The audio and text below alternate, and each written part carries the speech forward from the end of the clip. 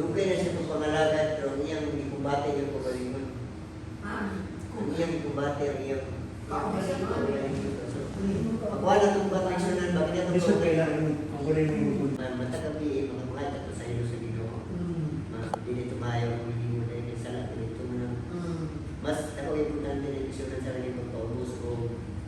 na itong kaugalingon nga, ako sa simbahan, kapantay ng mga araw na apilaw. Namatay siya, may iso na mga edad, dali ko sinta kapin. Si Manilo sa nako. Sila ni ko ano na dito sa unahan, sa So na hindi Ang mga mga taga-diya, kung nasod ka. sa akin na tawar mo pero dili na ito pauyunan ng tawar at sige na lang ito.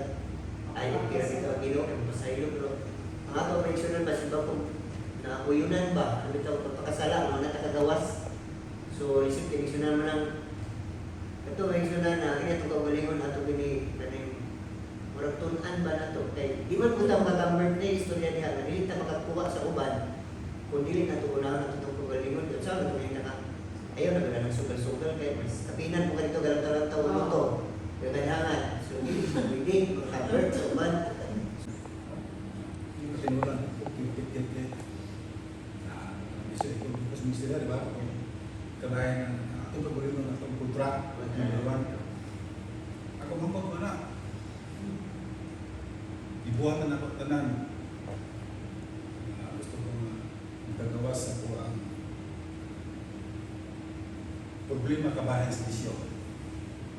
Sa inyo, ito ba nga, musulit kasi no, bisyo lang yung pungkuron. Bayan sa sigarilyo, inom, kumo, limod, ano. Kung limod ko niya, hindi naman magkakaroon na ako. Ako lang yapon. Mga akong nalaro, inagay sa pagpapos, ako ihangin sa lima kasi sa hinahinay, mabiyahan ko ang bisyo. Marang pinakong pangayon, because na buhay pa ko. Kaya akong edad, nagkanang magkasaka. Parang sa kong bisyo, kumalo pa akong lawas, medyo mahina na. Tanam na ito ba? Okay na. Sa hinay-hinay, ako ginawa. Okay na hina yung lawas at kapagusga yung espiritu. Oo. Wala. Kabayan na ako. Malita, kung magbagusta dito, kaya diba, ang pulong sa Ginoo may espiritu. Importante kayo. Salamat po sa Ginoo na. Kaya medyo Mga tagaan doon na mo ang mga kinahanglan. Nakato ko mo ang kasal. Amo akong tagaan ko o tabangan ng pinansyal ba para makasal ko na nakakuha ko na jud ni malimot ko unsay man sa among kami nag-Bible study dinhi kada Domingo sa amo pero kanang gibuhat na mo ng pagtinabangay kanang naaman jud ni kanang mga share ba na kwarta na ang katunay mga nakinhanglan namo itong nakinhanglan na kung tabang mo jud dili ipadawat. Ano siya man patay? Patay. Patay ang foreigner. O patay na dahil wala kuno na mo walay gikuan ba walay grupo nga gikuan nang ba Ang asawa na niya. o ang asawa ra ni Inday mo na nga ako nakashare dito sa amo ang grupo imong ko asa man ako kuhaan ugma sa imong ano Correct. na ako usang babae working in spangki nako ay kuan ka nang tutugay patahan to Ako na ang kon. Hinugyanan na taan na yung moral kanang ano kung si Steward. steward ka. Good steward. Yung gitugyan na ka na to.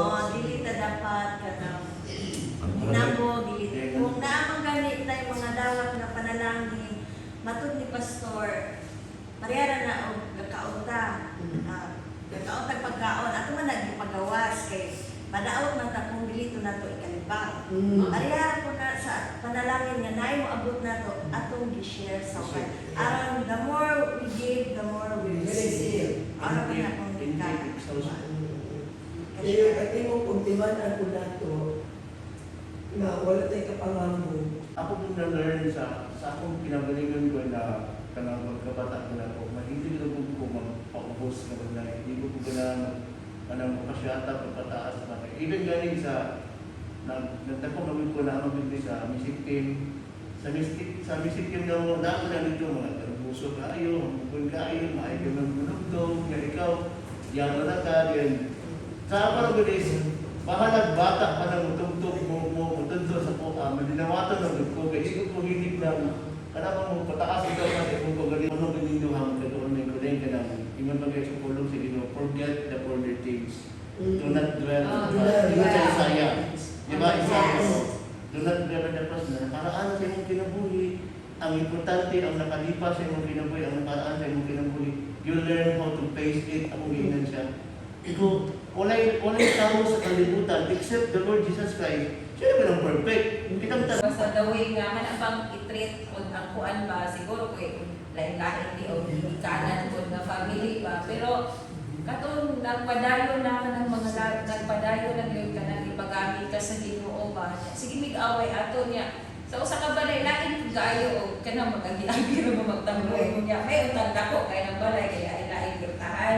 Nya usa ka kaya ka birtahan maagian. So dito jud ko ginakuan ni Lord ba kanang giubod jud ko ba ni Lord anang kanang dahil ka dito niya. Kuan kana bang di ba katong niingon siya siyang pulo nga usa ka maato sa halaran mga sa kagmasay. Yes, balik. Mabalik sa before ka mo kuan matag sa imong halad, mubalik sa tao nga na habang nakasakit mo ba or nasa itas whatever na ang mga masugata na kinabuhi, Lord. Ang pinaka-importante, Lord, na kanunay lang din magpaubos, kanunay sa akong pagaling Ginoo. Amahan, amo kami pasalamatan, amo kami gaya. Tungod sa kanunayon, wala mo ka nagkulang ka na mo. Sa kanunayon, kanunay yung nakadapo sa imong gugma sa among kinabuhi, Ginoo. Lord, panalangin niya ang matag-usa ka namo, especially ang matag-family na among gi-represent. Ikaw, Ginoo, magpadayon. Nabuhi, you are our great provider. So thank you, Lord.